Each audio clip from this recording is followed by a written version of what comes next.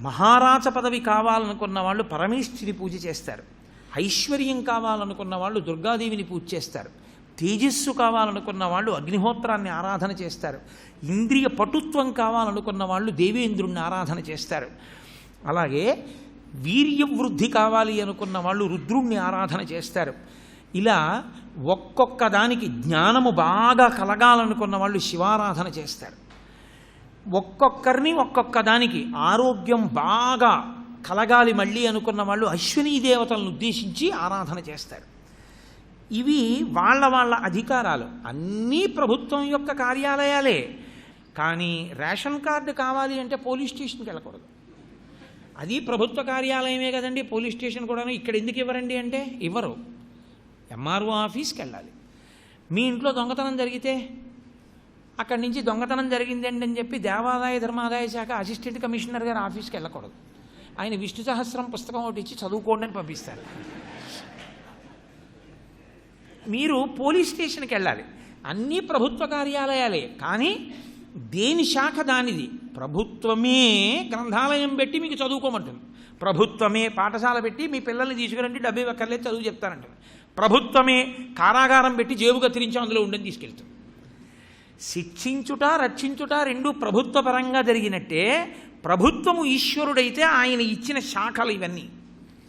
వీళ్ళ వలన మీరు ఆ ప్రయోజనమును పొందాలి. దాన్ని వైదిక కర్మాచరణము అంటారు. ఏది ఏ కామ్యమునకు ఏది చెయ్యాలో అది ఆరాధించి దాన్ని పొందుతారు. ఇలా నీకు ఆ కోరిక ఉన్నప్పుడు అంత శ్రద్ధతో ఆ భక్తితో ఆ పూజ చేసి ఆ కోరిక తీర్చుకున్నావా లేదా? పిల్లలు లేరు, కనపడ్డ గుడికల్లా వెళ్ళి నమస్కారం చేసి ఎవరైనా కాస్త భగవద్భక్తి ఉన్నవాళ్ళు అంటే చాలు వాళ్ళ దగ్గరికి వెళ్ళి ఏమిటోనండి పిల్లలు లేరండి ఏం చెయ్యాలోనండి, పెళ్ళవగానే వచ్చి దండం పెట్టినప్పుడు సుపుత్ర ప్రాప్తిరస్తు అంటే అప్పుడే ఎందుకు లేదురు అన్నారు. ఇప్పుడేమో ఏమంటే పిల్లలు లేరండి అని చెప్పేసి వాళ్ళ కాళ్ళు ఎట్టుకోను వీళ్ళ కాళ్ళు ఎట్టుకోను. ఇప్పుడు నువ్వు అందరి కాళ్ళు పట్టుకుని ప్రార్థన చేసినట్టు పిల్లల కోసం ఆర్తితో సత్కర్మాచరణము కేవలము ఆత్మ యొక్క జ్ఞానము కలిగి నీ యథార్థ స్వరూపము నీకు భాషించడానికి శ్రీమన్నారాయణార్చన చెయ్యి. అందుకు మార్చు నీ కర్మలనన్నిటినీ ఆ చిత్తశుద్ధికి సాధనములుగా వాడు. ఆ చింతపండు ఆ మంచినీళ్లుగా దీన్ని తిప్పితే ఆ కర్మ ఎందుకు పనికి వస్తుంది? వాడిన చింతపండు ఎందుకు పనికి వస్తుంది? కానీ రాగి చెంబు మెరుస్తూ తెలుస్తుంది. నీ ఆత్మ నీకు గోచరమవుతుంది, నీ యథార్థ జ్ఞానము కలుగుతుంది. ఆ యథార్థ జ్ఞానము కలగడమే పరమ ప్రయోజనమై ఇక పుట్టవలసిన అవసరం లేని బ్రహ్మానంద స్థితిని పొందేస్తాం.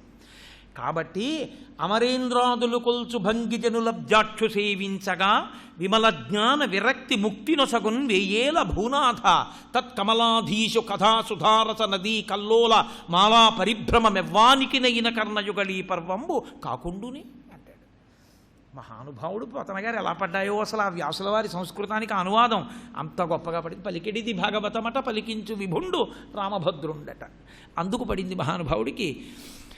అమరేంద్రాదుల కొల్చు భంగి, నువ్వు దేవతల్ని పూజ చేసి కోరిక ఎలా తీర్చుకుంటున్నావో జనుల అబ్జాక్షు సేవింపగా అలా నువ్వు శ్రీమన్నారాయణార్చన చెయ్యగలిగితే, పరబ్రహ్మాన్ని అర్చించగలిగితే జనుల అబ్జాక్షు సేవించగా విమల జ్ఞాన విరక్తి ముక్తి నొసగున్. అన్నీ తీసేస్తాడని మీరు అనుకోకండి. అలా చేస్తేనండి ఇంకా ఏదో సంసారం పోతుందండి, సన్యాసం తీసేసుకుంటామండి, ఏదో పాడైపోతామండి అని కొంతమందికి ఒక పెద్ద ఆలోచన. అలా ఏముండదు. జ్ఞానమున్నవాడికి ఐశ్వర్యము పోతుందన్న బెంగ ఉండవలసిన అవసరం అసలు ఉండదని మీరు గుర్తించాలి. ఎందుకో తెలుసా అండి? అలా పోనివాడు ఈశ్వరుడు. ఎందుకనంటే ఆయన రక్షణ ఉండగా ఎందుకు ఇబ్బంది వస్తుంది? ఉన్నది ఉండి ద్విగుణీకృతమై ఇటువంటి కర్మాచరణము చేత ఏమైపోతుందంటే వైరాగ్యం వస్తుంది. అన్నీ అనుభవిస్తాడు. ఇదో సుఖమండి అంటాడు. అసలు సుఖం ఏమిటో తెలుసా అండి? అబ్బా కూర్చుని ధ్యానం చేస్తే పరమేశ్వరుని పాదములను ఇక్కడ స్మరిస్తున్నప్పుడు ఆ కారేటటువంటి సుధాధారలలో తడుస్తుంటే ఎంత ఆనందం అండి. ఈశ్వరుడండి ఆయనండి అంటాడు. ఆయన ఇప్పుడు ఏమంటాడంటే అన్నీ అనుభవిస్తాడు. ఏమండి ఇది మీదండి అన్నారు అనుకోండి, నా మొహన్ నాది ఏంటంటే పరమేశ్వర అనుగ్రహం ఆయనది, ఆయన ఇచ్చాడు వాడుకోమని అంటాడు. పైకి కాదు లోపల అలా పట్టుకుని ఉంటాడు. కాబట్టి ఇప్పుడు ఆయనకి సంఘం ఏం లేదు, ఏసీలో ఉండడానికి ఉంటాడు, కానీ ఆ ఏసీ లేకపోయినా ఉంటాడు. కారులోనూ పెడతాడు, కాలినడకన పెడతాడు. ఆయనకి ఇదే ఉండాలన్న కోరిక ఏమీ ఉండదు. ఇది పెద్ద సుఖమా? సుఖముల కన్నా గొప్పదైన ఆనందము ఈశ్వరుడు, ఆయన కావాలంటాడు. అప్పుడు ఏమవుతాడంటే, అందుకే వైరాగ్యం అన్న మాటకి సరి అయిన ఉదాహరణ ఏదో తెలుసా అండి? గాలి.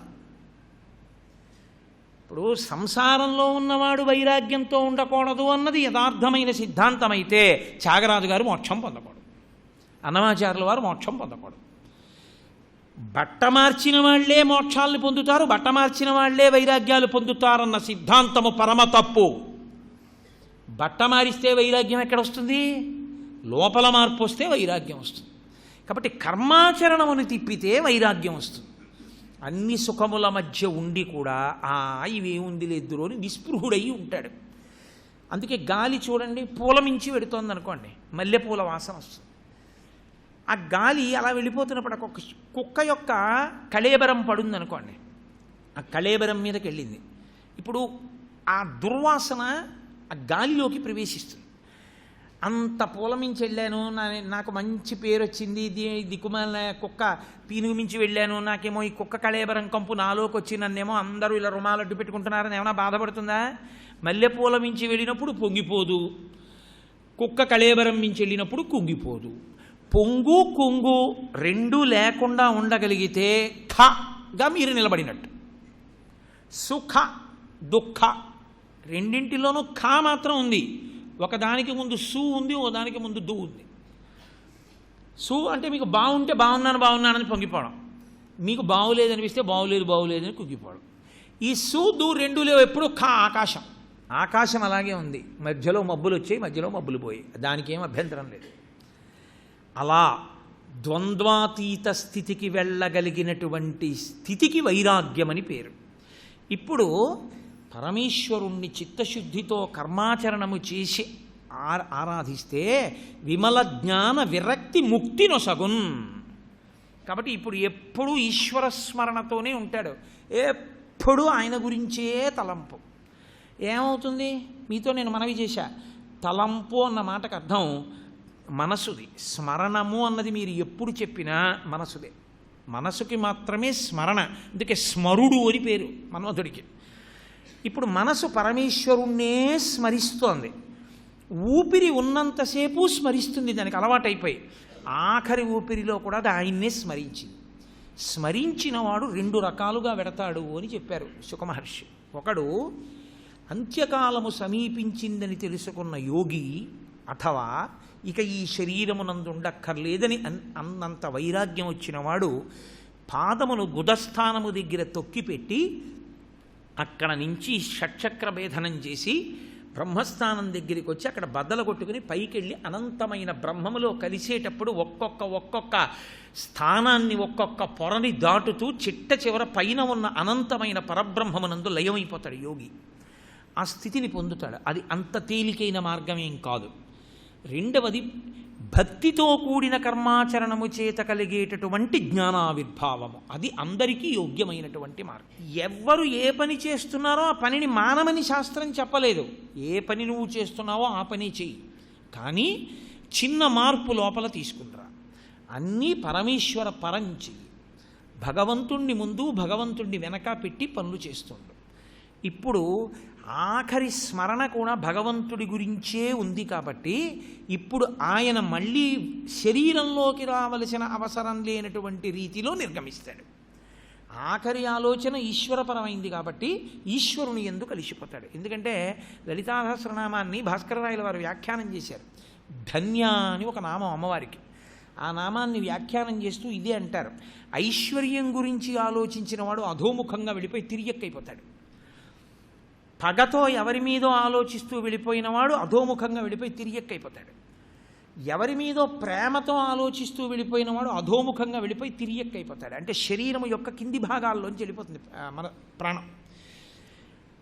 శాస్త్రం గురించి ఈశ్వరుడు గురించి ఆలోచన చేస్తూ ఒరే మనం ఎప్పుడు చదువుతాంరా, ఇవన్నీ మనకి ఎలా తెలుస్తాయిరా, మనకు ఒక గురువు ఎప్పటికి లభిస్తారా, ఇవన్నీ మనకి బాగా వంట పట్టి ఇవన్నీ మనం అభ్యాసం చేసి మనం అటువంటి అనుష్ఠానం చేసి ఆ స్థాయిని ఎప్పటికి పొందుతామని బెంగ పెట్టుకున్నాడు అనుకోండి, ఊర్ధముఖ చలనం చేస్తారు, పైకి తీసుకెళ్ళి విడిచిపెడతారు. అప్పుడు ఏం చేస్తారంటే మోక్షం ఇవ్వరు, కానీ ఒక ఉదారుడు మహాప్రాజ్ఞుడైన పండితుడి కడుపున పుడతాడు. పుట్టుకతోనే తండ్రి గారి యొక్క ఆశ్రయం దొరుకుతుంది కాబట్టి గొప్ప జ్ఞానాన్ని పొంది ఆ జన్మలోనో ఆ పై జన్మలోనో మోక్షానికి ఎడతాడు. ఒక్కొక్కసారి అంతకన్నా గొప్ప స్థాయికి వెళ్ళిపోయి తాను ఎవరో తాను తెలుసుకుని ఆత్మగా నిలబడిపోయినటువంటి వాడి శరీరం పడిపోతున్నప్పుడు సాక్షిగా చూస్తాడు శరీరం పడిపోతోందని, తాను ఆత్మగా నిలబడతాడు. అప్పుడు అసలు ఆ జన్మలోనే ఇక పుట్టుక లేదు. కాబట్టి ఇప్పుడు మనస్సు పట్టుకోవడం అన్నది ఎందుకు జరిగింది? అభ్యాసాన్ని బట్టి వచ్చింది. అభ్యాసం ఎక్కడొచ్చింది? నీకు ఒంట్లో బలం ఉన్నప్పుడు నువ్వు దానికి ఇచ్చిన తర్ఫీదు బట్టి వచ్చింది. ఇప్పుడు మనసుని నువ్వు ఎక్కడ పెట్టాలి అన్న విషయంలో బాగా స్థిర నిర్ణయం చేసుకో. ఎక్కడున్నావో అక్కడే ఉండు, ఏమీ అల్లరి రాదు. నా కొడుకుని స్మరించినప్పుడల్లా ఈశ్వరానుగ్రహం, ఓ కొడుకునిచ్చాడు కాబట్టి కొడుకులు లేని వాళ్ళు చాలామంది పొందుతున్నటువంటి బెంగ నాకు లేకుండా చేశాడు పరమేశ్వరుడు, ఆయన అనుగ్రహం అనుకున్నాను అనుకోండి. నా కూతురు అమెరికా నుంచి ఫోన్ చేసింది అనుకోండి, ఎక్కడో ఉంది, ఏదో క్షేమంగా సంతోషంగా ఉంది, చాలు.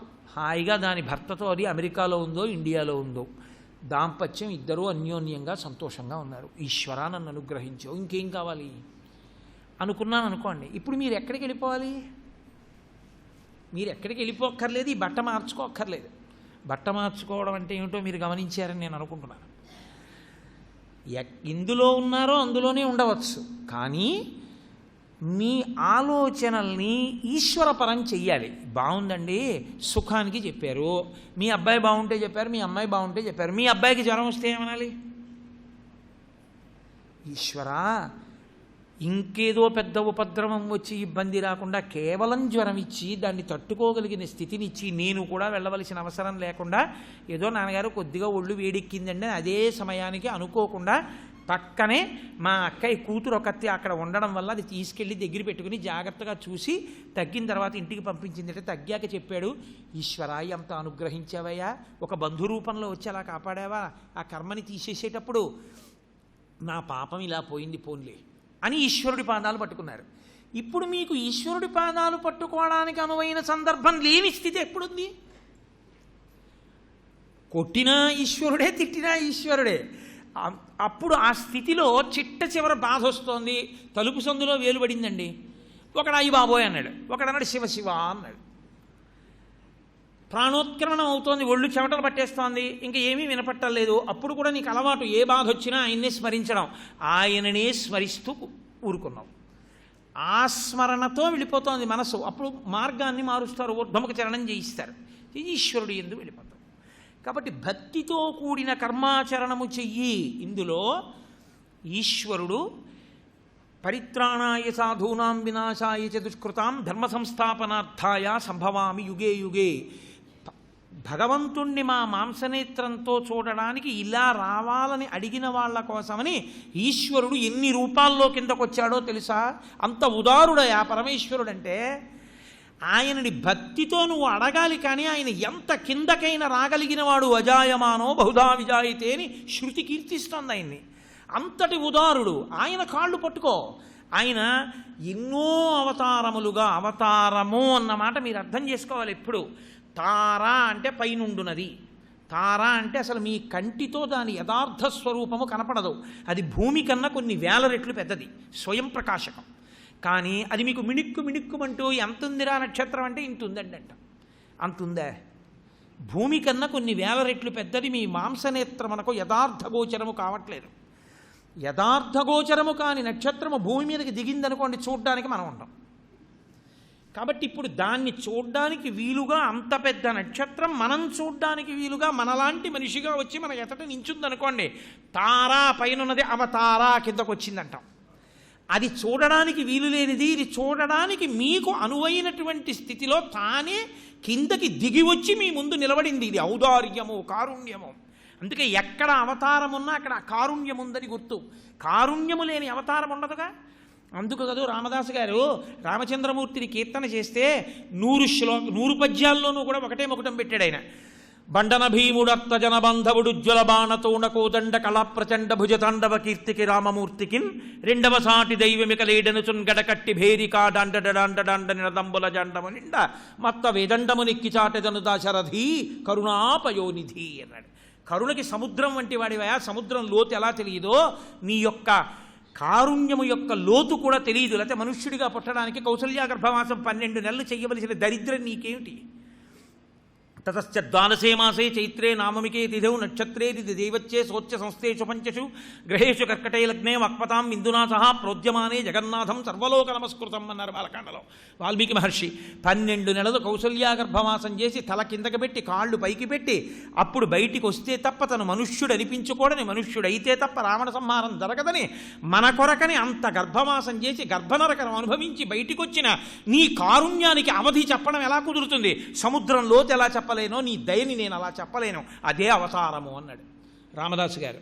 కాబట్టి అవతార అన్నప్పుడల్లా అందులో కారుణ్యము, దయా. మహానుభావుడు ఇన్ని అవతారాలుగా దిగొచ్చాడయా. ఈ బ్రహ్మాండములన్నిటినీ ఆయనే సృష్టించాడు. పంచభూతములను పంచతన్మాత్రలను ఆయనే సృష్టించాడు. అది ఇదిగో ఇలా పృథివీ ఆపస్తేజో వాయురు ఆకాశములను శబ్దస్పర్శ రసరూపగంధములను ఏర్పరిచి ఈ విశ్వమునంతటినీ కూడా నిర్మాణం చేశాడు. యథార్థమునకు ఆ విశ్వమే విష్ణువు.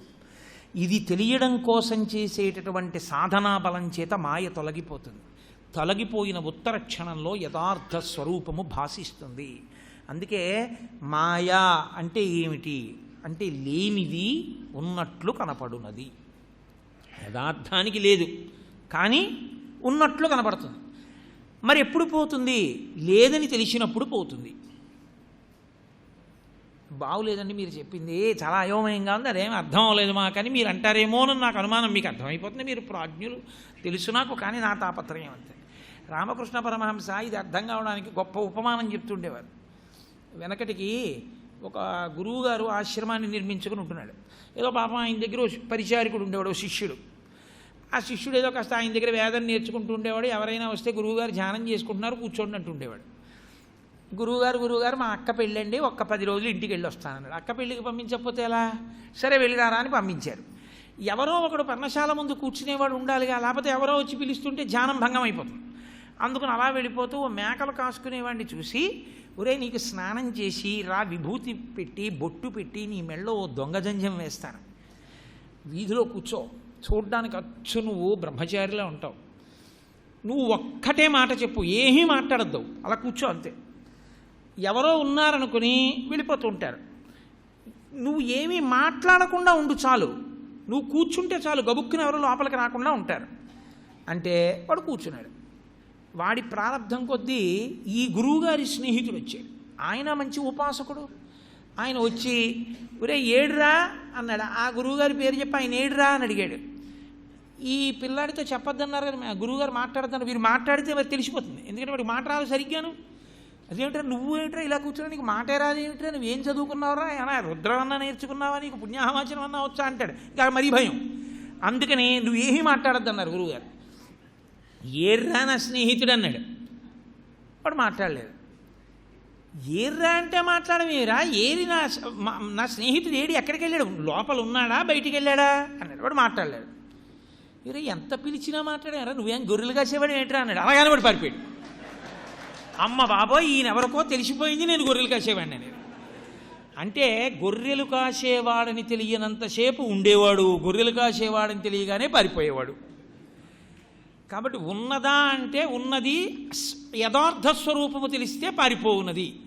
మాయ అంటే అంతే, లేనిది ఉన్నట్టుగా ఉండి అసలు దాని విషయం ఏమిటో తెలిసిన తర్వాత లేకుండా పోవున్నది. బంగారము అని తెలిసిన తర్వాత ఆభరణములు అన్నవాడిని చూసి ఓ వెరినవ్వు నవ్వడం అంతే. దంతి దారు నిజమండి, పిల్లాడు కదండి అలాగే అంటాడులేండి అనగలగడం. అలా రెండింటిలో కాదు, విశ్వం అంతటి విషయంలో నువ్వు అనగలిగితే అనుభవమునందు నువ్వు నిలబడిపోతే ఏదో నాలా ఉపన్యాసం చెప్పేస్తే సరిపోదు, అనుభవమునందు నిలబడాలి. అలా నిలబడగలిగినటువంటి ప్రజ్ఞకి నువ్వు ఎదగడం అన్నది ఎప్పుడు సంభవం అవుతుందో తెలుసా? నిష్కళంక భక్తితో పరమేశ్వరారాధనము చేస్తే, నీవు చేసే పుణ్యకర్మలు అందుకొరకోని నువ్వు చేస్తే ఆ మెట్ల మీదే పైకెక్కి నువ్వు ఆ స్థానాన్ని చేరిపోతావు. కాబట్టి అమరేంద్రాదులు కొల్చు భంగిజనులబ్జాక్షు సేవించగా విమల జ్ఞాన విరక్తి ముక్తి నొసగున్ వేయేల భూనాథ తత్కమలాధీషు కథాసుధారస నదీ కల్లోలమాలా పరిభ్రమము యవ్వానికి నైన కర్ణయుగళీ పర్వంబు కాకుండునే. నేనేమీ చేయలేనండి అంటావా? నీకో తేలిక మార్గం చెప్తా. ఏమిటో తెలుసా? అసలు అన్నిటికన్నా కర్మ చేసేటప్పుడు మనసు సంతోషంగా నిలబడాలి. మనసు కర్మ చేసేటప్పుడు సంతోషంగా నిలబడుతుందో నిలబడదో అని నువ్వు అనుకుంటే, ఆ భగవంతుని యొక్క కథా సుధారస నదీ కల్లోల మాలా పరిభ్రమము, తేనెవాగులో పడిపోయాడు అనుకోండి ఎవరో, ఎంత హాయిగా ఉంటుందండి. వాడు అలా గుటకలేస్తూ తేలుతూ తిరుగుతూ ఉంటాడు కాసేపు, ఎందుకంటే పడింది తేనెవాగులో. అలా భగవంతుని యొక్క కథాశ్రవణం చేస్తుండు భక్తితో. అది వింటున్నప్పుడు అబ్బా అబ్బా అబ్బా అనిపించి నువ్వు సంతోషపడిపోతే, మాలా పరిభ్రమం ఎవ్వానికి నైన కర్ణయుగళీ పర్వంబు కాకుండునే, చెవులకి పంట కదురాది. అలా భగవత్ కథాశ్రవణం చేస్తూ ఉండు చాలు, నువ్వు ఏ స్థితికి వెళ్ళిపోవాలో ఆ స్థితికి వెళ్ళిపోతావు. ఎందుకనంటే వినడం విషయంలో ఒకటి ఉంది. పావలాకాసు హుండీలో వేయండి అన్నాను అనుకోండి, పావలాకాసు హుండీలో పావలా వేశాను కదండి నాకు 2500 వస్తుందా అంటాడు. భగవత్కథ వినరా అన్నాను అనుకోండి, బాగుంది సుమండి అని వెళ్ళిపోతాడు తప్ప విన్నాను కదండి ఏమొస్తుంది అంటావు కనీసం. అందుకని వింటూ కూర్చుంటే నిష్కామకర్మగా మారుతుంది అది. అందుకని పైగా నీకు అనేక విషయములు తెలుస్తాయి. ఆ తెలియడమే చిట్ట చివరికి అసలు నీ జీవితాన్ని దిద్దుకునే మార్గం నీకు తెలియడానికి కారణమవుతుంది.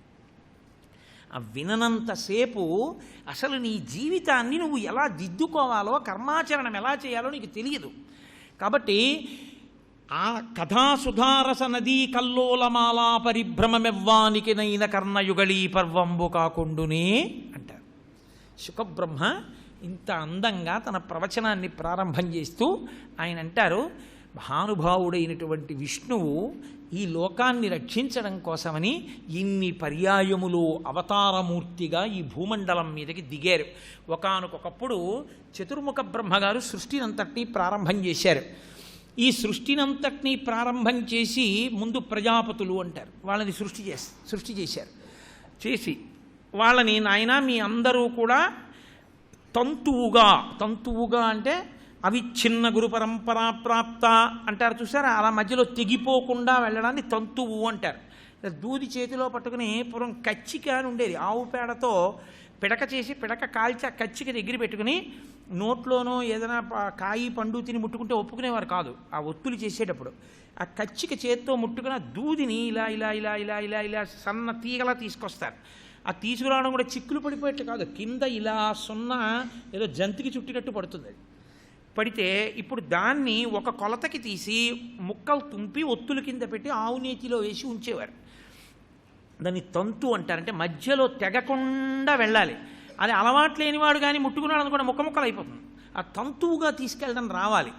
అలా తంతువుగా తీసుకుని వెళ్ళినట్లుగా మీరు కూడా సృష్టిని ఎడతెరిపి లేకుండా కొనసాగించండి అన్నాడు బ్రహ్మగారు ప్రజాపతులను ఉద్దేశించి. సర్వం శ్రీ ఉమామహేశ్వర పరబ్రహ్మార్పణమస్తు. స్వస్తి.